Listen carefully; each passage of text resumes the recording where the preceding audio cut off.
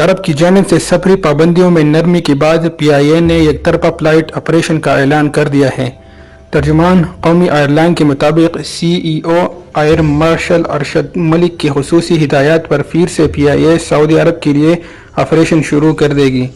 سعودی حکام کی جانب سے صرف یک طرفہ اجازت نامے کے باوجود پی آئی اے دیار غیر میں پھنسے پاکستانیوں کے لیے پروازیں چلائے گی۔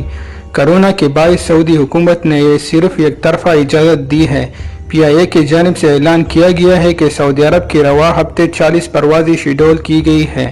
یہ پروازیں یہاں سے خالی جائے گی اور واپسی پر مسافروں کو لے کر آئے گی۔ ترجمان کا کہنا ہے کہ اگر سعودی عرب سے واپس آنے والے مسافروں کی گنتی زیادہ ہوئی تو ان یک طرفہ پروازوں کی تعداد میں اضافہ کر دیا جائے گا۔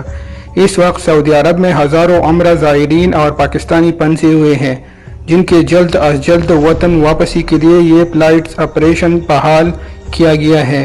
فی الحال واپسی کے خواہشمندوں کی ٹھیک تعداد معلوم نہیں ہے، تاہم ایک دو روز میں اس بارے میں پتہ لگ جائے گا۔ پی آئی اے حکام کے مطابق رواں ہفتے کے دوران جدہ سے 10، مدینہ سے 5، ریاض سے 16، دمام سے 6 اور القصیم سے 2 پروازیں پاکستانی مسافروں کو لے کر آئے گی۔